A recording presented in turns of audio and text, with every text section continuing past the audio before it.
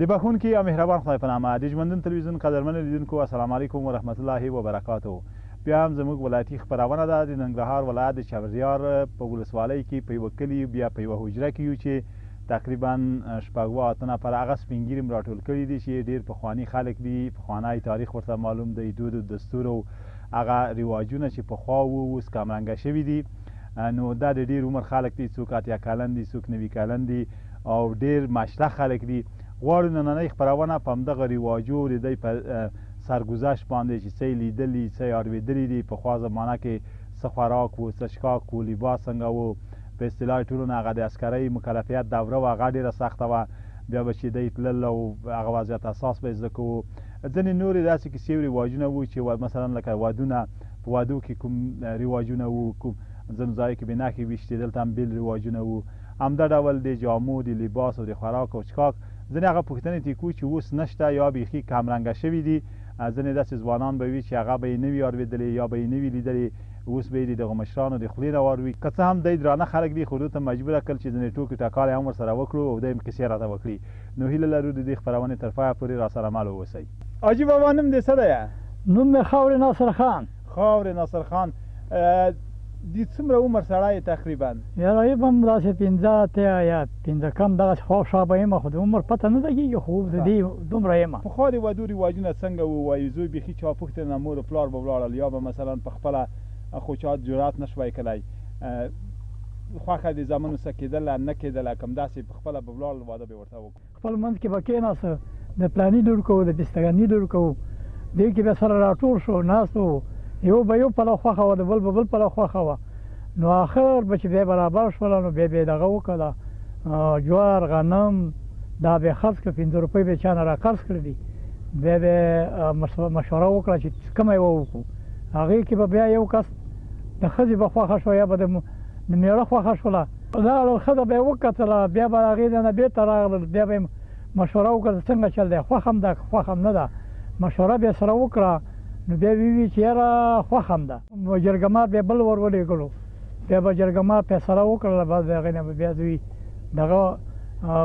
ولور بیا معلوم کړو. مطلب دا دی چې کسان به راټول شو، په ورځ باندې به کېناستو،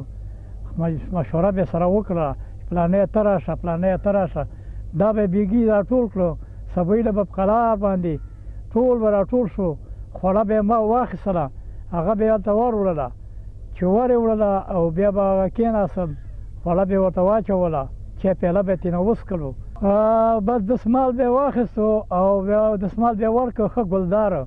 او هغه وخت سره پاولي ماولي به ورته اچول کېده، داسې دسمالونه نه وو لکه دا نن وخت سره. او نن خو جالۍ دسمالونه دي، پخوا خو به ساده دسمالونه وو، د یو 5 پتاسې به پکې ګنډه کړې وي او هغه به یې راواخیستې را به یې وړلي او بس وایي ما درته دسمال راوړو. په واده کې بیا پخوا شی پخول، ورا بیا سره کم تله، هغه وخت سره ساده جامې وي، هغه وخت سره ګلبارې وو د نارینه دپاره، د ښځې دپاره دغه وو، د للمیټن به یې نوم وو، للمیټن به یې واخیستو، شامیلندن نوم وو، شامیلندن به یې واخیستو. نو هغه به یې چې واخیستو را به یې وړو، بیا به یې سره سره ملګری دغه جرګړه بیا خپل کور کې وکړه سره، چې سبا د دې واده په مسله کې به ورشو، سپین ږیري به یې ور ولېږل، هغه واده به برابر شو، خوسی به یې راونیو، ودال به یې کړ او دغه به یې کړله، د بله جانبه به د واده په مسله کې چې لاړو، ډوډۍ به ورته وکړه، ډوډۍ به یې سره وخوړه، دعا به یې وکړه. ډولونه او اتڼونه څنګه وو؟ اتڼ به داسې وو چې پخوا کچړي وو، دا د وزو کچړي تاسو به یې یادي دی پورې کچړي وو ګلدار، هغه به یې اغوستي وو، دسمال به یې د ملا نه تړلی وو او بیا به په ګډا باندې بیا اتڼ بیا کاوه. اتڼ خو تاسو پېژنئ که نه،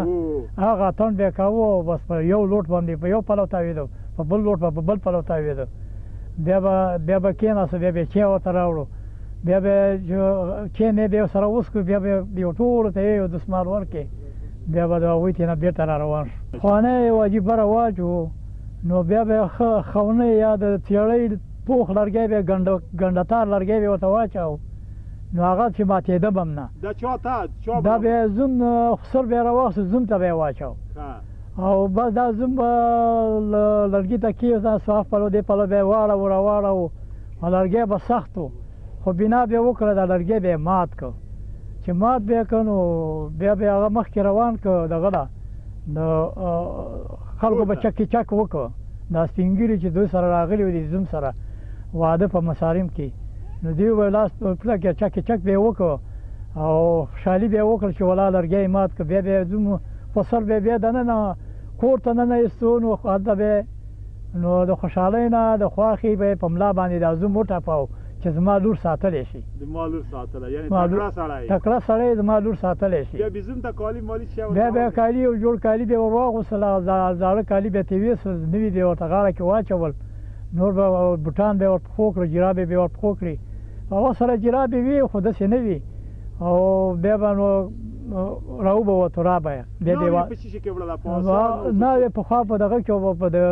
لرګیو په کجاوو کې بیا وړه ده نفر به نیولې نفر به نیولې دوه کسه به مخکې وو دوه به وروسته وو او منځ کې بیا ډولۍ به د لرګیو جوړه کړې وه په هغې کې بیا ناوې کېنولې وه او بیا کور ته روانه کړې وه او مخکې به یې ډزې کولې اتڼ به کېده خلک به تاوېده او راتاوېده د کوره پورې به دا اتڼ به کېده او هلکان به خوشحالي کوله اتڼ به یې کوه ناوې به وروسته پسې روانه او مخکې به خلک ډول به ول کېده خلک به تاوېده او راتاوېده او اتڼ به یې کوه چې کور ته به یې دننه کړه نو ډزو باندې بیا شروع وکړله پخوا خو دا ګوریز ټوپک و او دا د لیندۍ والا ټوپکونه وو دا اصلي ټوپک او ماشینې نه وي هغه وخت سره او بس دا ډز وډز به بنا شو بیا به نو یو بل سره به غاړې ورته مبارکۍ به یې وکړې او خپله دی چې واده وکړو څه کیسه وه خپله خو زما دا کیسه وه چې ما واده کوو نو چې ورا باندې لاړم نو ما ته خو ولا چې نور هېڅ شي هم نه و خو یو سخت لرګی راته واچاوه نو هغه باندې بس تاوېدم را تاوېدم ما خو پخوا لرګي غره خلکو لرګي مات کړي وو خو ما زه پرېږده داسې لږ واوړه را واوړه چې دا لرګی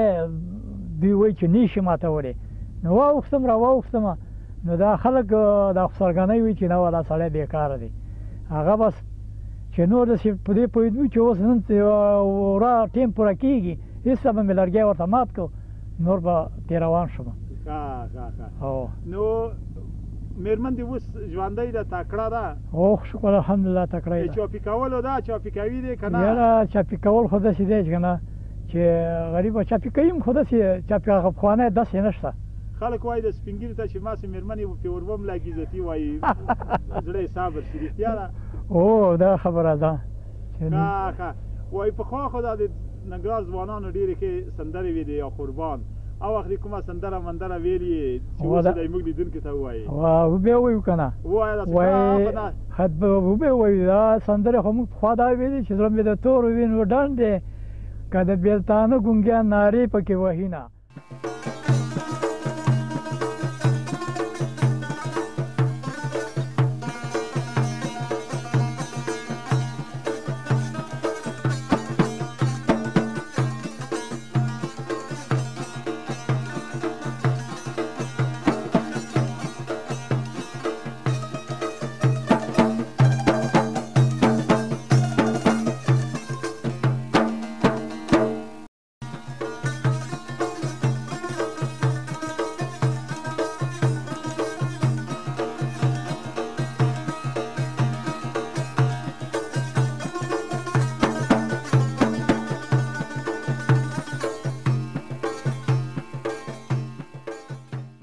قدرمن لیدونکو د هغه کاکا خبرې خو مو واورېدې ډېرې جالبې خبرې وې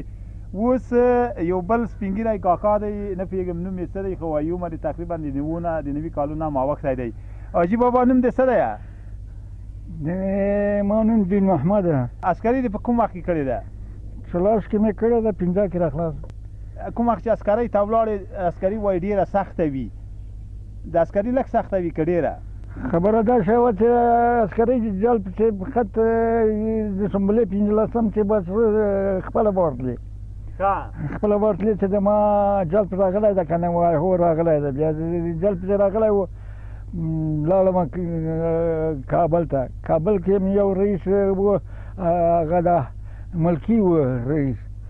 رئیس دې ته مې ویلو چې موږ خو دغسې هغه ده عسکري ده ویل کوم ځای ته ځې موږ ویل یا سینکور ته یا قرغې ته یا ریشخور ته درې واړه فرقې وې او سختې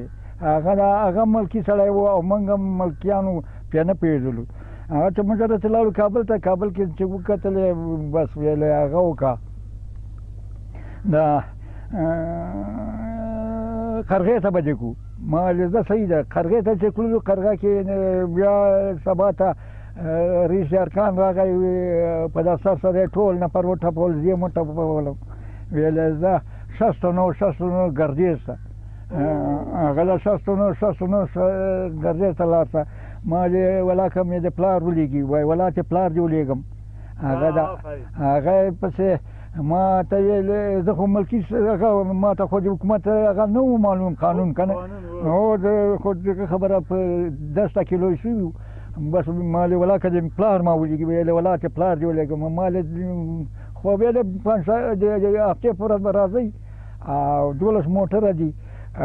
او دا به پکې ځئ او که څوک د هفتې د ورځې نه پاتې شو بس بیا ورور د بلا واخله خپله پیسو باندې به ځي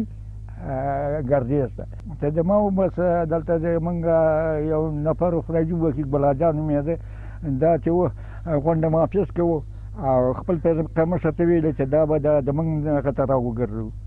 هغه د غونډې محافظ ته به راولګو هغه دا ویلې ښه هغه ورته خط ورکړ بس جګیشتي پارچه خو مالته په وزارت کې جګیشتي وګرځاوه او سازم که پارچه څوک لاړو هغه ته تپې مرنجان ته ولېږلم ویل راځه هلته چې لاړم 1200 روپۍ رانه غوښتې ویل تا به په لس کې موږ ونیسو 1200 روپۍ راکړه ما ویل ولاکه 12 روپۍ درکړم بس بېرته یې راولېږلو بېرته چې راولېږلم بیا غونډ ته چې لاړم غونډ راولېږلم هغه ته شفاخانې د قوای مرکز شفاخانې د قوای مرکز چې راولېږلم دلته قلعه‌بلند په نامه باندې یو کلا ده پورې ته نه کلوله پشته ده په جګه غونډۍ باندې بس دې نوشته کړه چې زه کلوله پشتې ته کلوله پشتې ته چې لاړم تورن معصوم خان نومېده مالته ما هله یو وخته پورې په عسکرۍ کې وایي د وضعیت اساس ډېر سخت و هغه دې زده دی که نه لږ ډېر مې زده ده هغه دا وضعیت اساس چیست وضعیت اساس خوب ایستاد شدن یک نفر اسکر کرو بسته پنجواز در مابین اردو سرپنجه یک پل مسافه عینکای زانو هم چسبیده ران شخص کم چنگ چینه قدر کشیده دستابال تاب خود آویزان انگشت کلان انگشت وسط به درز پتون چسبیده گوش ما طرفی امر ما چی امر میکنه بزودی با چالاکی اجرا میکنیم صاحب وضعیت اساس خود بیان کردیم بیشی میشیم صاحب که د خود معرفي کول سره کوم و هغه دین محمد ولد پاچاګل ریا لنګر قرارداد ملک عزیزجان ولسوالي قرهباغ پایتخت کابل ښه د عسکر تعریف څنګه و چې عسکر یعنی څوک عسکریت چیست عسکریت یک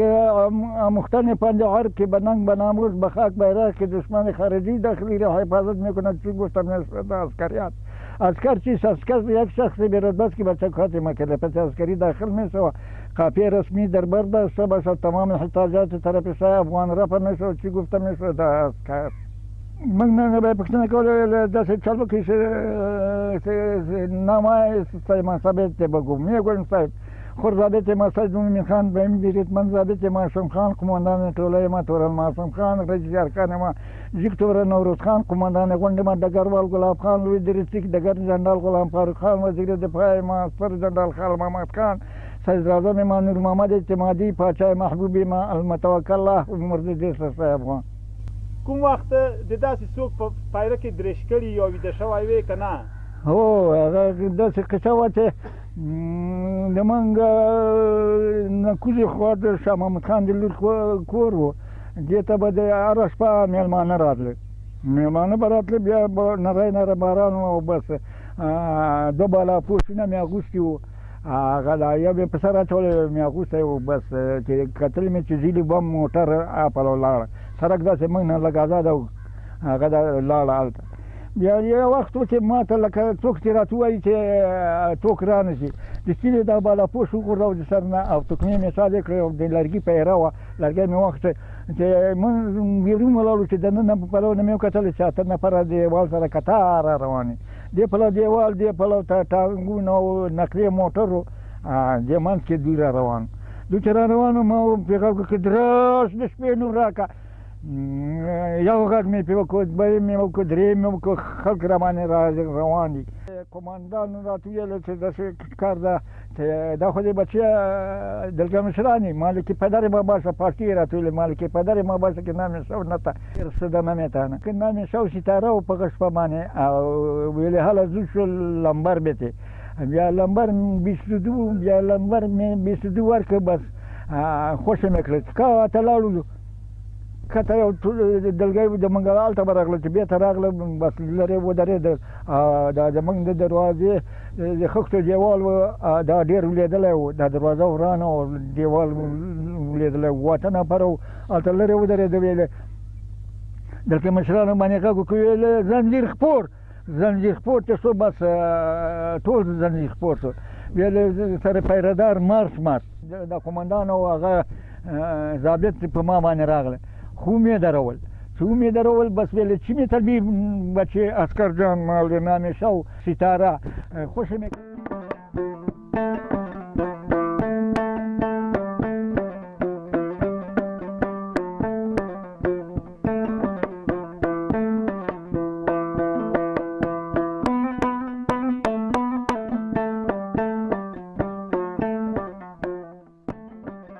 حاجي ملک صاحب د ملکي خو دواړه اولاده ته د کوم ډول ملکان نه یې یعنې یو داسې ملکان دي پردۍ ډوډۍ خوري او د خلکو نه جزیه اخلي یو داسې دي چې خپله ډوډۍ خلکو ته ورکوي او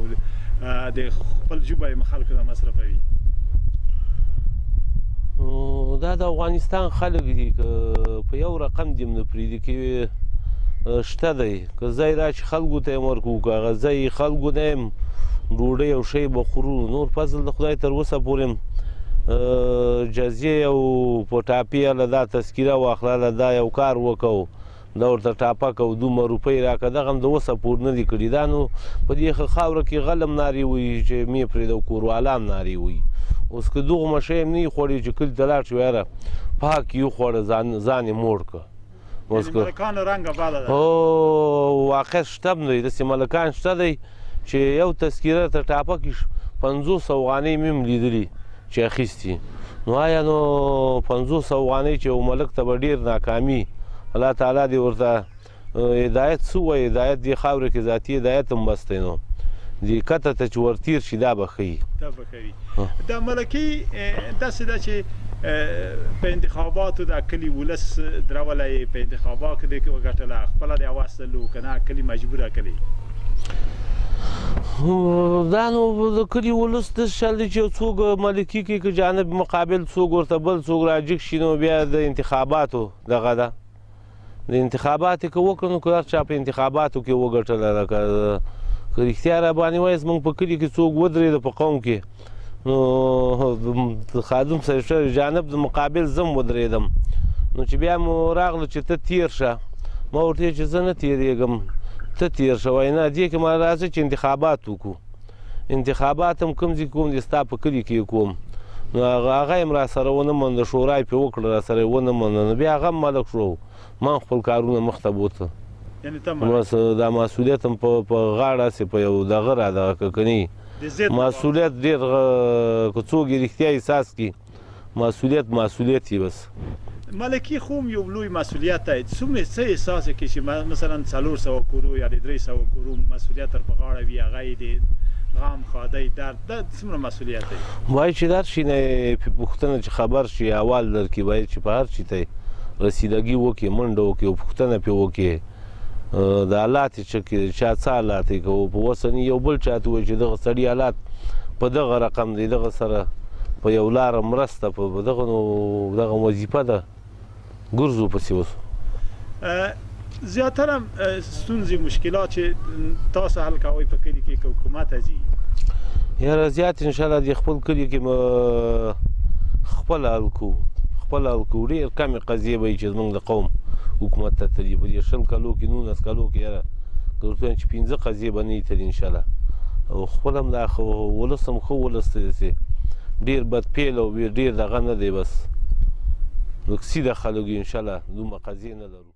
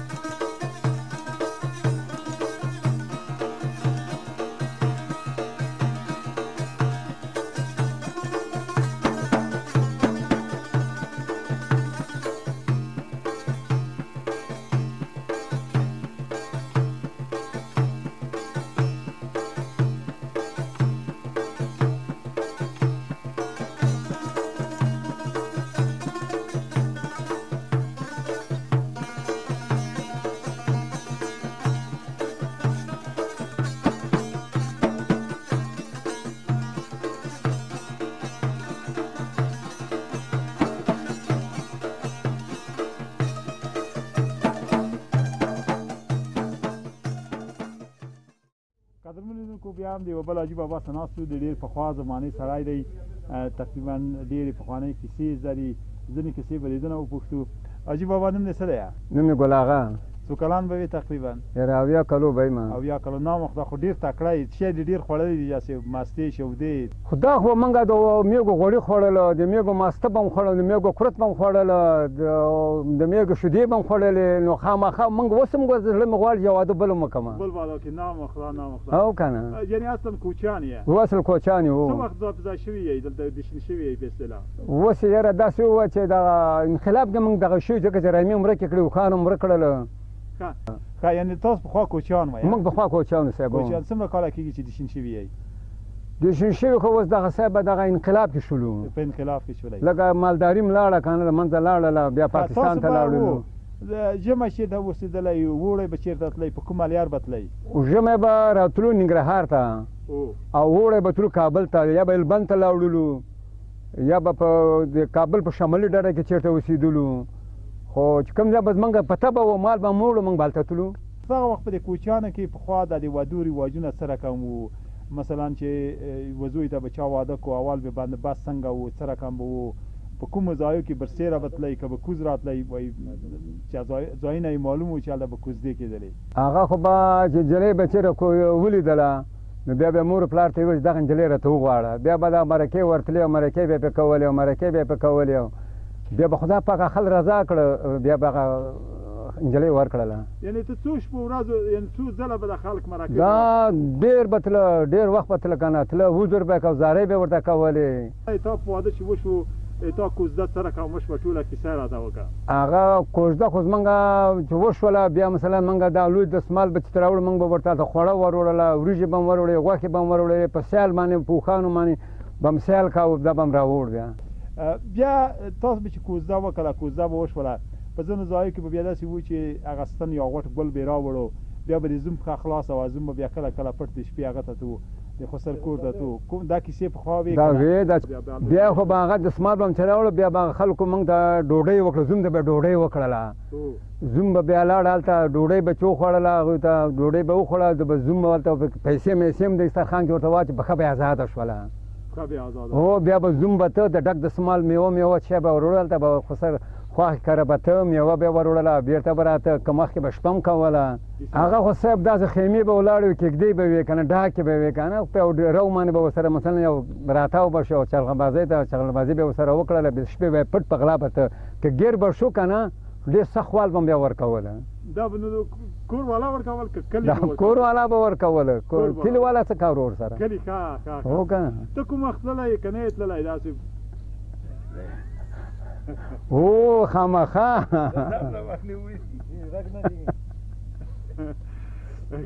کوم وخت بیا ګیر شوی یې که نه یې ګیر شوی یاره زه نه یم ګیر شوی تلی اول ور چې ولاړې څه رقم ولاړې کیسه یې وکړه اول ور چې ولاړې څه کیسه یې وکړه راپورچي دې څوک وه خیر هغه بیا زه ته لاړم ما لږ مزدوري کوله هغې ته زه خوښه نه وم نو نه نه هو که نه بیا به چې واده را ورسېدو او په د کوچیانو کې خو وایي ډولونه واټنونه سخت ډېر وو څو ورځې به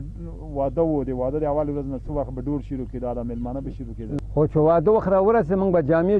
رختونه به واخېستل هغه جامې به هم په ښځې ته ور وړلې خپل ځان ته به هم جامې وکړلې واده ورځ به هم د واده وټاکله په دې ورځ به واده کوو د خیر سره بیا به دا نو ډول به هم راوستو روزانه اتڼونه به وو خوړم بیا چې هلته پخول چای مال وړل خپل مال هم میږې به هم حلالې کړلې دیګې به هم باندې کړه وریجې به هم پخې کړې ډوډۍ به هم پخه کړله او دا به د کلي خلکو قام ته ورکوله که نه نو بیا ډولونه او اتڼونه لږ وو ډېر وو او اتڼونه پکې وو سورني به پکې وو روزانه هغه بیا به چې کوم وخت ناوې راوړل کېدله څه رواجونه وو مثلا نښه در باندې ویشتل کېدله په زوم چې څو نښه ونه ولې یا مثلا لرګی مات نه کړي یا مثلا اتڼ ونه کړي څو ناوې نه درکوو رواج څنګه وو پخوا به یو ډزې ټوپک وو روزانه دا مخلوق به ولاړ و بس هلته هلته نښه به یې ودروله او زوم ته به یې وروله دا نښه په هغه نښه به ډزې کولې چې وبې وشتله نو خلکو به چایچک پرې وکړه چې یاره نښه یې وویشتله دا جامې به چیا وې چې تاسو واړولې څو جوړه جامې وې په هغه وخت کې خو جامې رواجونه کم وو یا به 5 جوړه یا به 6 جوړه وو او دا جامې به یې ور وړلې دا جامې دا به د ښځو په سیل باندې ور وړلې. او بیا به م چې ناوې راوړله وایي دغه د کوچیانو ناوې په بوخانو بې راباروله په کجاوو کې. او په اوښانو باندې به پاسه راباروله، اوښانو ته به هم غاړو کې به هم زونډي ورته اچولي وو، جلب به نیولی، اوښ به مخکې روان و، ډول به سخره وال کېده. داسې د هغه ځایونه معلومېدل مثلا چې په کوچیان وایي چې په یوه سم ځای کې به هم د واده مراسم ځکه دی خو په خیمو کې اوسېدل په دشتو کې. په کوم موسم کې تاسو وادونه وو؟ زمونږ زیات نو وادونه به چې وو یا به په سرلی وو، سرلیک به موږ ودونه زیات کول چې خلک به ورته خوشې وو، یا به منی کاوه او منی به واده کاوه ورته. کومه چې ناوې به راغله بیا وایي د کوچیانو ناوې به هغه شاهدان نه نیول، هغه د نکاح دپاره به وکیلان نه نیول، وایي څو شپې به پرې واته، یوه شپه دوې شپې وکیل به بیخي نه نیوه، چانش به یې غږولی. هغه خبره رښتیا وه که درو؟ خو هغه خو دې نه ځنډېدله چې چا سره به مثلا مولا لنډ نه و که نه، او څوک به چې مولا لنډ لرو خو دشت کار و، نو د دشت کار و په دشته کې به مولا څه کول هلته. نو بیا وایي په دې کوچیانو کې وړلو داسې خلک هم شته دي چې ناوې بې راوړله بیا به ناوې یو کال د مېړه نه مخ پټ وه. دا خبره په کومو کوچیانو کې وه؟ هغه د نور کوچیانو کې به یا مخ به چې پټاو، د خسر نه به یې پټاو، د لیور نه به یې پټاو، د مشر ښځې نه به یې پټاو، او خپل خاوند خو به یې ښکاره کاوه. نو اوس د مېرمن ژوندی ده؟ اوس ژوندی ده. و تکړه ده، چاپي کوي دی؟ هو ښه مې چاپي کوي، ښه تکړه ده، ښه تکړه ده، تکړه ده. اوس خو بل واده ماده ته والله دا زړه مې اوس بل واده م غواړي چې زه یې وایم چې ویې کړمه. نه څوک پیدا کوي په کوچیانو کې که نه اوس څوک نه پیدا کېږي؟ شته ده پیدا کېږي، خو دومره ده چې دا لکه د هلکان وه چې یاره ته نور مه کوه بیا نور هم خرابېږي او دا کېږي، پرې هم دې طاقت کې هم دې زور کې خپل ښایي چې پاتې شي وایي. بل زور کې ښه پاتې او که نه. د هغو وخت یوه ټپه دې په یاده چې راته ووایي چې کوم وخت داسې په غره کې یوه ټپه ویلې وي؟ ختم لاړې غونډې سار ته، وایي سترګو مې کار کړه زړه مې غم راټولوي نه. شروع که دوی درې پسې شروع که داسې مسلسل دې وایي. هو د پاره ډکې د دې لار غږ ده، ای لارې وطن ده بیا نه راځمه، د پورې خوا کې د دې لار غږ ده بیا نه راځمه، لرې وطن دی. نامخدا